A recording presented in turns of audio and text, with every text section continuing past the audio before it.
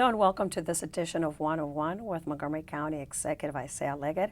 I'm Lorna Virgili, and thank you for joining us. Hello, Mr. Leggett. How are you? Very well. How are you today? I'm under the weather just a tad. That's I didn't get okay. the flu shot. Ah, That's what happened. yes. This is our last sit-down interview for 2014. What a year, huh? Very busy year. It's been quite busy here in Montgomery County. Certainly. Elections, re-election, third term in office, and recently you took the oath of office during the inaugural ceremony. Richard Montgomery High School. You announced a 6-point initiative for your next term, focusing on economic development. Where did this come from? Well, first of all, let me thank and acknowledge the voters and residents of Montgomery County for the confidence that they've placed in me for a third term. When you think about it and you go through 2 terms in the worst economic conditions that you can imagine, there are some very difficult decisions that we had to make. And all of them were not popular, but I made those decisions. And to come out in an election whereby the voters reaffirm your leadership, reaffirm the direction that we're going after having made those tough decisions, I think is somewhat heartening to me. And I'm really humbled by their support.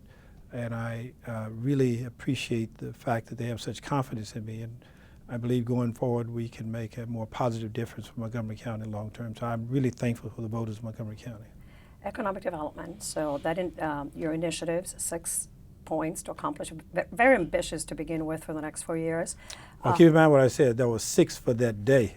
For that day, okay. It does not mean that we're going to stop there. We're not there are some stopping additional there. things that we're going to do as well. But 6 for the day, and I think that's the start.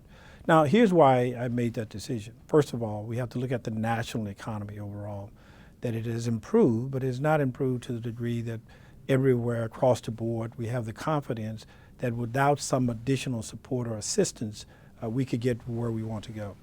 Secondly, there's a perception, an unfortunate perception, a wrong perception in my opinion, that Montgomery County is not as business friendly as many other jurisdictions and we could be much better. To some degree, that's a myth, but to some degree there may be some reality to it, because my belief is that when it's out there that long and people begin to repeat that, then that myth takes on a certain level of reality in and of itself. And so I think that we need to confront that. We are a very competitive community, and so long as I'm county executive, economically or otherwise, we will remain competitive. But there are some things that I think that we can do to enhance the prospects for us economically going forward. Number one, we are very, very much reliant upon the federal government. As you know, the federal government has shifted its priorities to some degree, and as a result of that, it has cut back on a number of initiatives and programs that were not there before. So we have to accept that reality. But we're also very fortunate in Montgomery County that we have FDA, NIH, and a host of other federal institutions, but we cannot become over-reliant upon that at the risk of undermining our overall economy, our budgets going forward. So I announced a 6-point program that will do a number of things. First of all, there still continues to be in this county and around the region an inordinate amount of vacant office space. Businesses are reluctant to expand. They are somewhat reluctant to move into some of that space, and we want to shore up those businesses and help them to take much more of that space and hire employees. So we are extending a program that we had that was a program called MOVE, whereby the county provided a certain assistance to some of the businesses to acquire space. And there was an opportunity for me to look at how successful that was to expand that. So we're going now from MOVE to the BUILD program to allow possibly up to as much as $30 million over a period of time to help facilitate. That's $30 million of a $30 million tax rebate to help facilitate some of those movements. In addition to that, When you're mentioning that, is it expansion for existing business or attracting new businesses? It's a little bit of both. It's a little bit of both, and we are trying to be as accommodating as we can.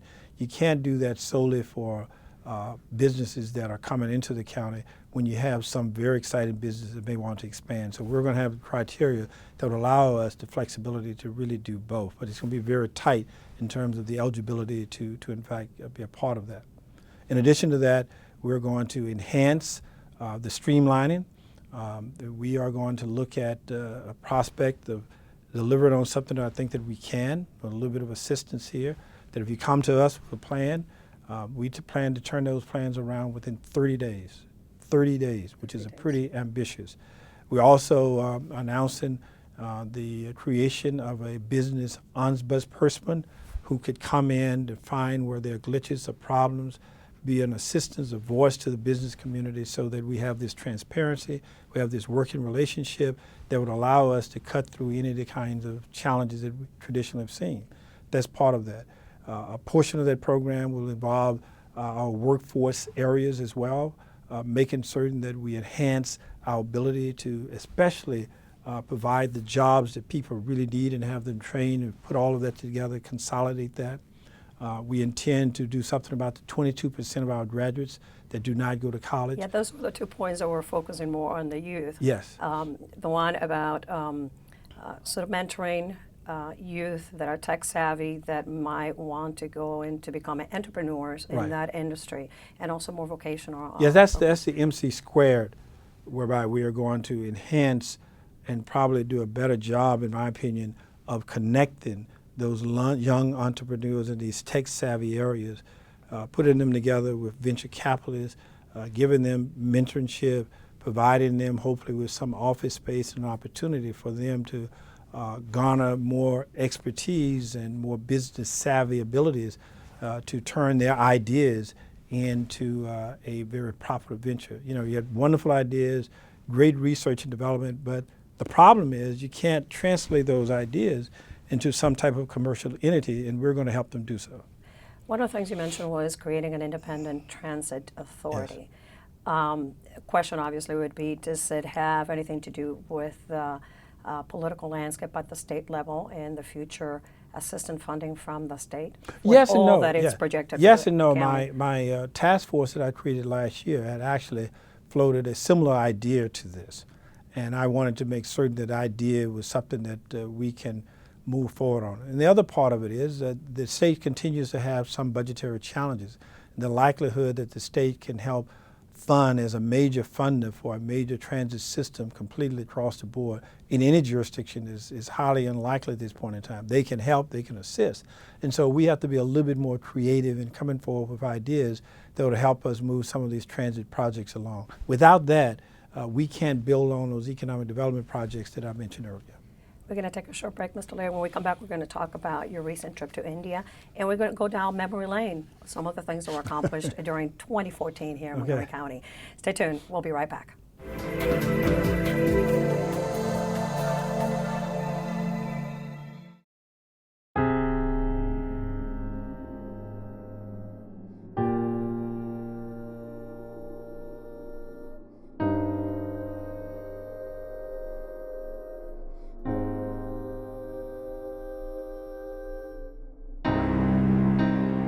There's a reason why area law enforcement are out enforcing pedestrian and traffic safety laws and preventing killer pedestrian crashes.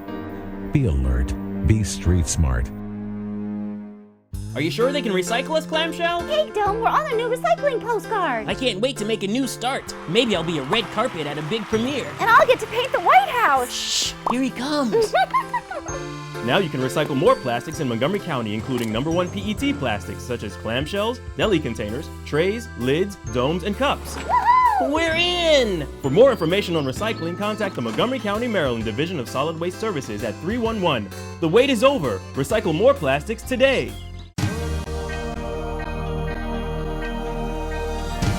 Be active, Montgomery. Be active. Be active, Montgomery. Be active, Montgomery.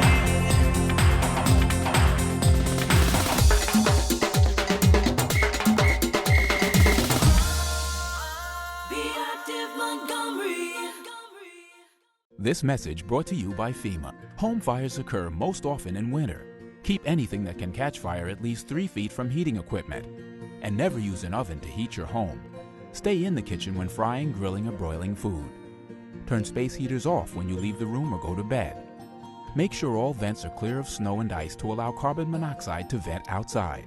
Have your furnace, heating system, and chimneys serviced each year by a qualified professional. Learn more at www.usfa.fema.gov.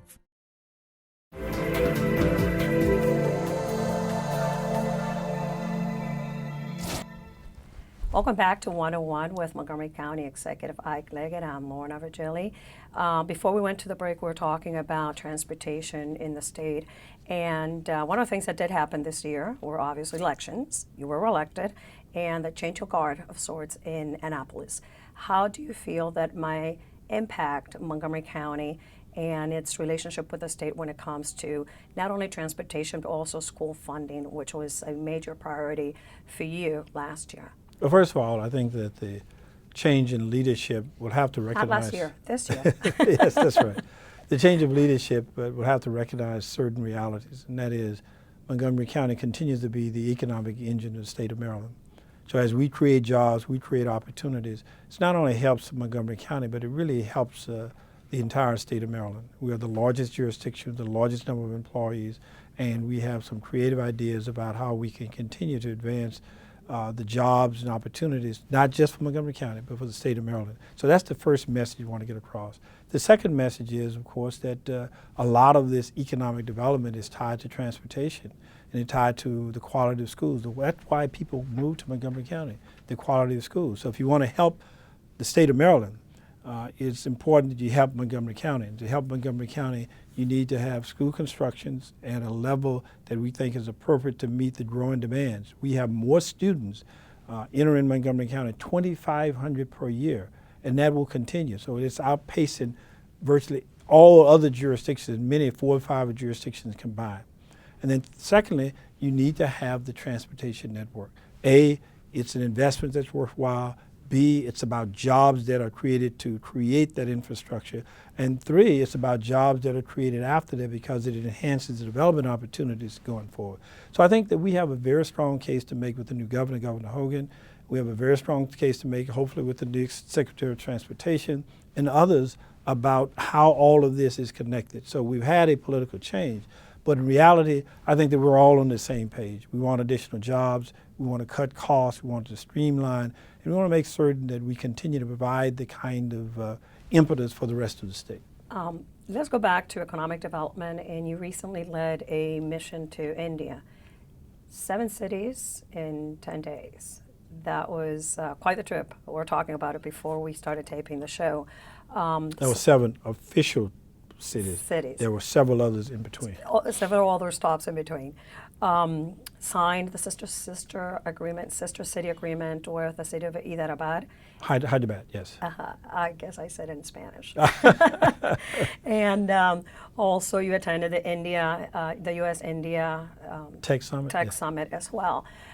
Looking back into this trip and seeing technology and a different global economy in the other side of the world, you're coming back with what ideas into Montgomery County? Well, first of all, my wife says to me after the trip, I don't know if people realize how hard you work.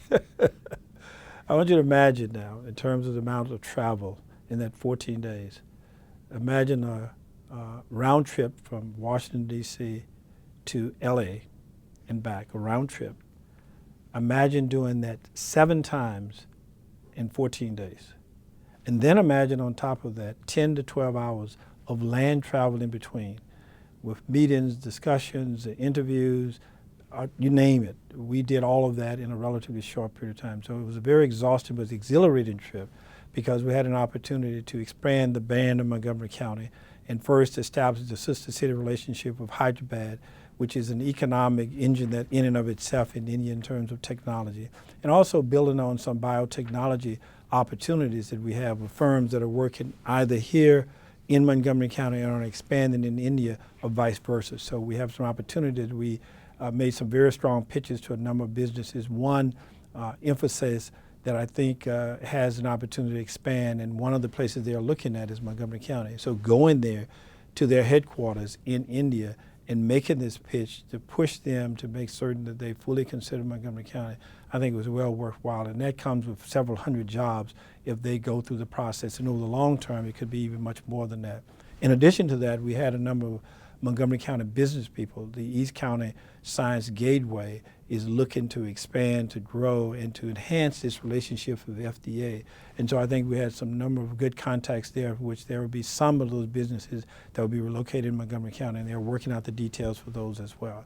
So I think overall, from a sister city relationship, it was a wonderful trip.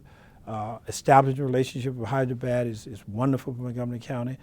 From a culture, religious, you name it all, it brought us into contact with a sizable segment of our population. And from a business standpoint of view, I think for us, it was really a successful one. But overall, personally, it was an exhausting trip, very difficult, very tiring. Then you come right back to an inauguration. And so we're just sort of getting our feet back on the ground as we speak. As we prepare our youth and encourage our youth to go more into those fields of bioscience and technologies and so forth, there was the agreement signed between Montgomery College and also the Jindal Global University as well. What do you foresee actually fusing with that and happening? Well, keep in mind there were three components to the trip. The first and foremost was the sister city relationship with Hyderabad.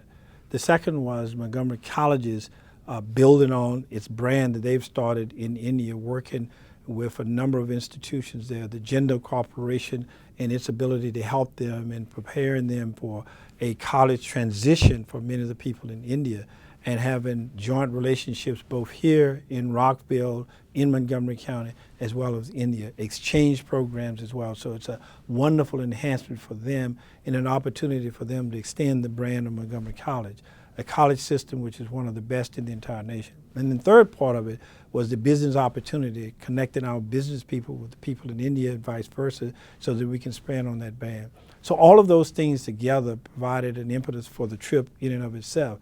I think that the opportunity for young people in terms of science, technology, are consistent with what we've done in Montgomery County for a number of years, especially in bioscience. And we want to build on those relationships going forward.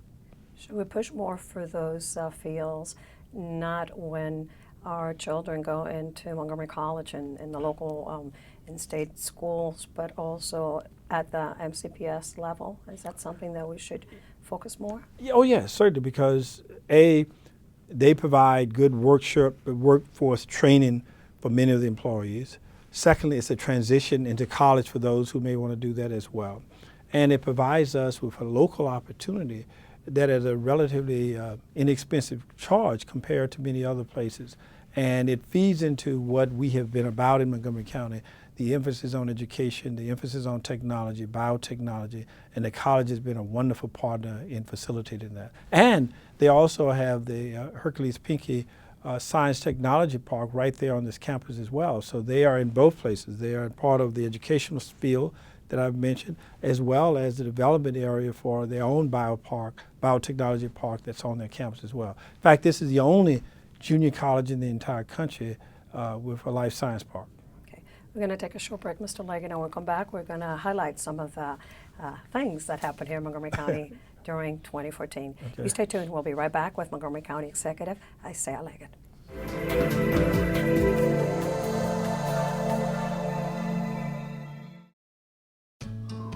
You wouldn't let money just blow out of your house. So when your AC or heater is on, make sure the doors, windows, and fireplace flue are shut tight. If you're headed out, turn down the AC or lower the heat by 10 degrees. And always keep your water heater set at 120. A little bit of common sense goes a long way. Get more great tips at energysaver.gov.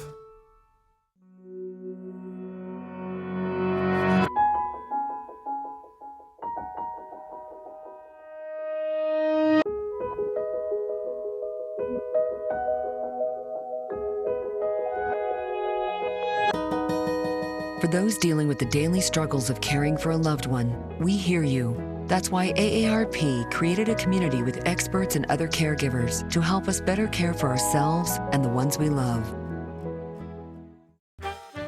Did you know there are more than 10,000 county government phone numbers? But there's only one number you need to remember for non-emergency calls, 311. MC311 is Montgomery County government's online telephone information system. Need information? Have a problem or complaint?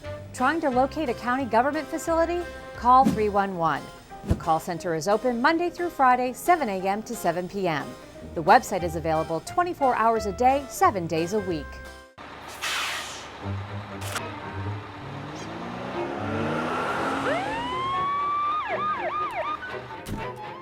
Hey, mister! Down here. You illegally passed the stop school bus.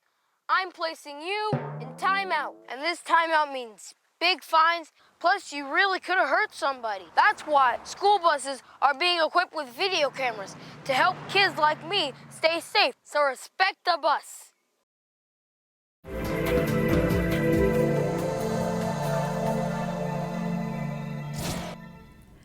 Welcome back to 101 with Montgomery County Executive Ike Leggett. I'm Lorna Virgili. So let's start with January 2014. Remember that month? Oh, yeah. It's been quite it's a long time, 12 long months for you. Mid of January, you unveiled your $4.49 billion capital budget for FY15 through 20, and there was record funding at the time for school construction. How has that varied and changed considering everything that's happened throughout the year? Well, we've had some mixed results, but overall I think quite positive. First of all, we refocused a good part of our local budget, a 14% increase to school construction, which is something that is sorely needed given the increased demands that we have, 2,500 additional students coming into our system every year. Secondly, we received additional amounts and shored up resources from the state from its normal capital expenditure program, getting us about a little over $40 million that helped us as well.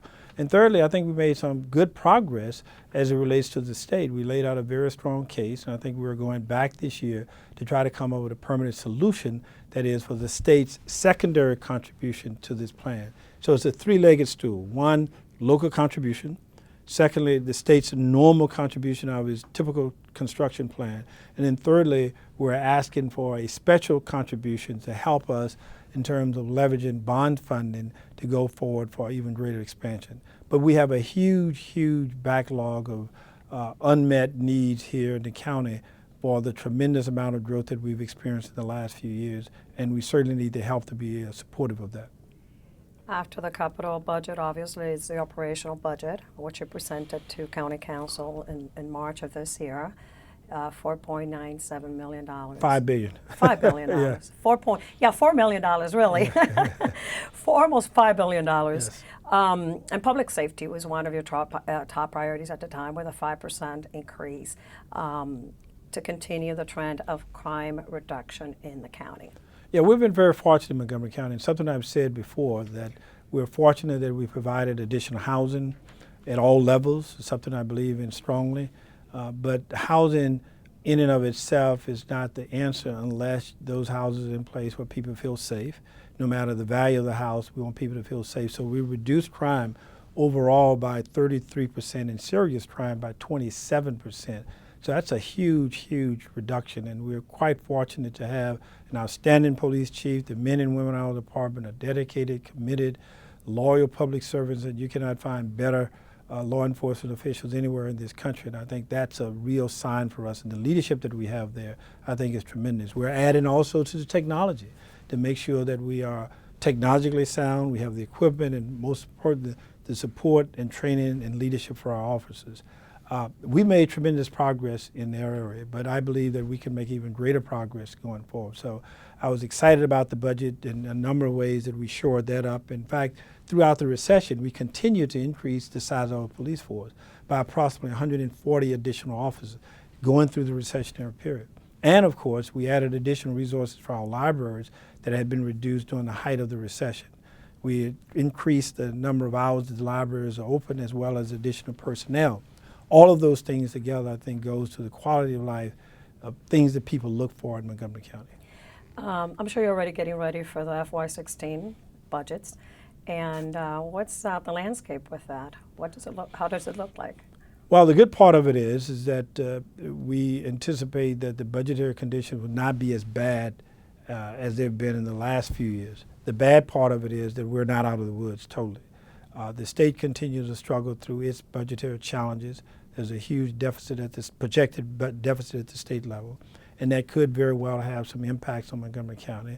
We've seen one of them already, that is a reduction on anticipated taxes that we anticipated from the state is down somewhat, and we have to make some adjustments.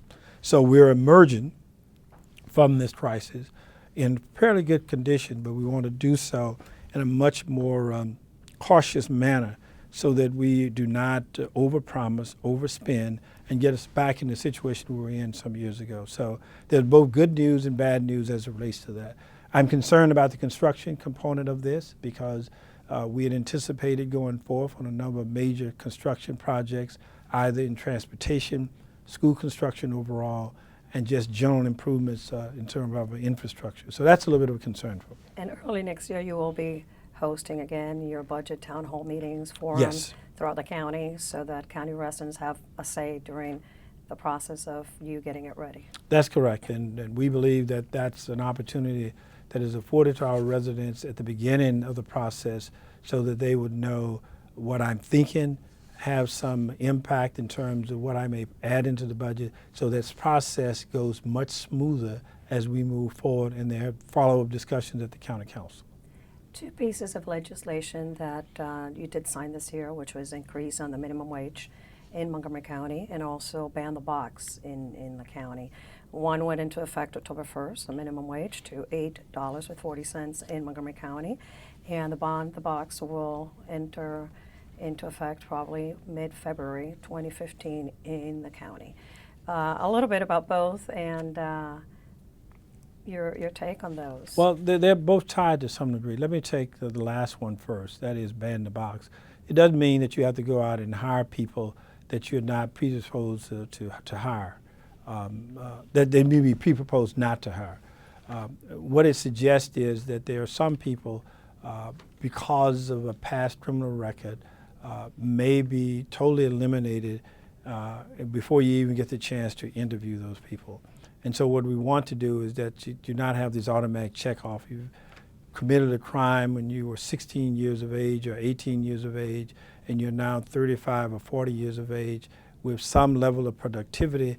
The fact that you've had this crime, which was 20, 30 years ago in some cases, should not be an automatic bar to your employment. So what we want to do is to facilitate at least an interview and an opportunity for the people to look at those employees. Now, why is that important? It is important because we want to avoid this sort of revolving door in the criminal justice system. And the best way to do that is to make sure that people are gainfully employed. When they're gainfully employed, they in fact avoid many of those challenges.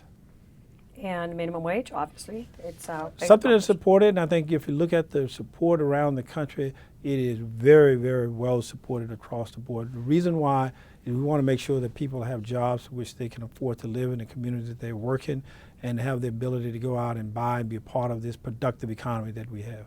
We have less than a minute left of 2014, Mr. Leggett. Do's and don'ts. Any regrets from 2014, and what are you most excited about 2015? I'm most excited about the opportunity to serve the residents of Montgomery County for the next 4 years. We've hit the ground running. I'm very enthusiastic about it. I think we have some great plans, good positions on some issues, and I'm just simply honored to have the opportunity to serve the people of this great community and throughout the state of Maryland. Wonderful. Any special plans for the holidays? Resting a little bit. Thank you, Mr. Leggett. We'll see you again next year. Thank you. And for you, any information about the county, as usual, do visit our website, montgomerycountymd.gov. I'm Lorna Virgili, and thank you for watching.